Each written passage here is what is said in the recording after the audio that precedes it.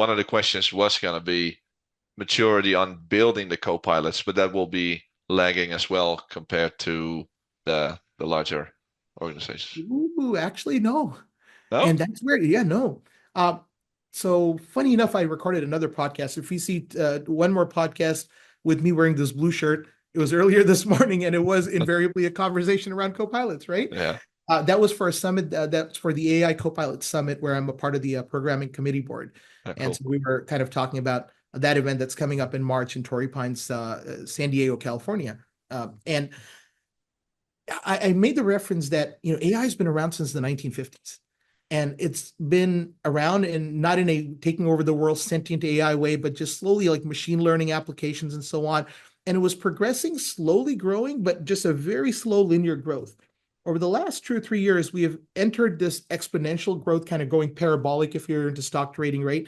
We're Yeah. going this way. So in shorter periods of time, we're seeing large leaps in capability.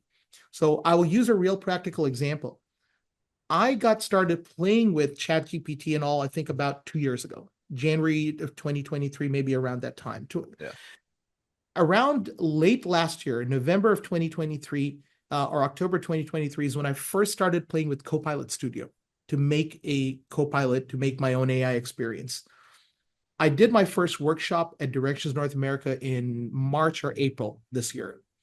And when I did that, there were people who sat in the room, they were very curious, and I showed them some stuff, but I had to show a lot of these experiences, stitching knot by knot, loop by loop, and we'd have to do a lot of things. It worked, it was great, but you had to really sit and understand how this worked. We were not writing code then.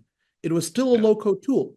Yeah. But let's assume I wanted to get my Copilot to send an email. I would have to create a set of things like a question that would say, I want to send an email. The question is, what do you want the email to say? The user would write back, I wanted to say this. Who do you want to send it to? And then you would say, the person's email. And then it would ask the next question. And you would have to ask, you'd have to pre-plan for those questions in a topic. And you would have to flow the conversation along. And it was a manual type of process. And there were some AI capabilities. But in the little time span between then and about June or July, when I did another big workshop, functionality had already started to take off. But the big thing happened just about a month, 2 months ago, where now these tools have become so advanced that when I want to send an email, I just pick a connector. It's basically like an API and a wrapper. And all I have to say is write a description. I don't have to actually plug field by field. I say, this connector is to send an email. And if I want it to be formatted, my emails to be in HTML format, send the emails in HTML format. I'm just typing it in English, right? Yeah. And then if there's a couple of fields, subject, this is where you enter the subject. This is where the body of the email goes. This is where attachments go and they're optional. I type descriptions and then I can start using it. So when I instruct my Copilot in a chat, send an email to Rory, it may ask me, what is Rory's email?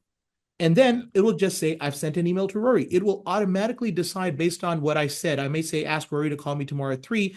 It'll come up with a subject. It won't ask me, AJ, tell me what the subject is. It won't ask me what to type in the email body. I could ask it to show me, but otherwise it'll just do it. It will format in HTML. It will send it to you. And that same experience of getting an outbound email has advanced from where it could take 30 minutes to create that to I could show that in 5 minutes and you could be building it in the next 5. That That's is how cool. much, that is leaps and bounds, right? That is a real practical example of how far it's advanced. And I'm sure in the next 6 months to a year, we might find these advancing in ways that maybe we can't think about. Yeah. Right? So ways that we can visualize, and maybe in a year, things that we don't know today will just seem so natural in 6 months to a year to 2 years. So I feel we're moving at this breakneck speed, and this is still a low-code, no-code tool, and I still don't have to be a data scientist. Yeah. There'll always be a limit to what we can accomplish with these types of tools, the low-code, no-code ones, but it's amazing how deeply enriched these are now.